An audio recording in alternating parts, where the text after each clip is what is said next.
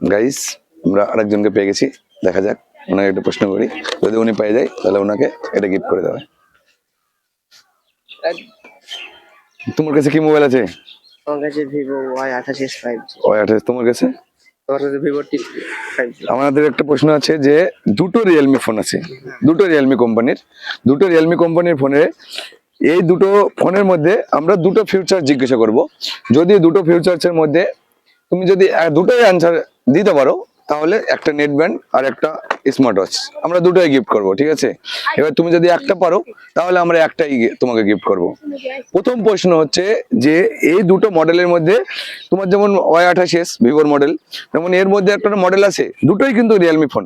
দুটোর মধ্যে তুমি যেই মডেলটা মডেল বলতে পারবা, সেই মডেলটা বলতে পারলেই তোমাকে এটা গিফট করা হবে। দুটোর মধ্যে যে কোনো মডেল বলতে পারো, দুটোর মধ্যে।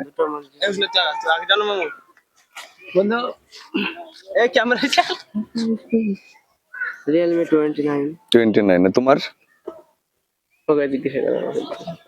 ওনাকে একবার জিজ্ঞাসা করেছে, ওনাকে একবার জিজ্ঞাসা, তোমাকে বলছে, তুমি বলো। এ বলবে তারপর তুমি বলো, লাস্ট অপশন তুমি বলো। তুই বল না।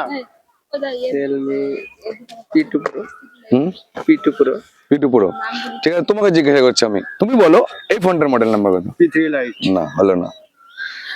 ঠিক আছে, হলো। এবার সেকেন্ড প্রশ্ন হচ্ছে যে তোমরা জিজ্ঞাসা করতে পারো, তোমরা বলতে পারো, আমরা বলতে পারি? তোমরা আসো, তোমরা বলতে পারো। হ্যাঁ, তুমি বলতে পারো, আর তুমি বলতে পারো।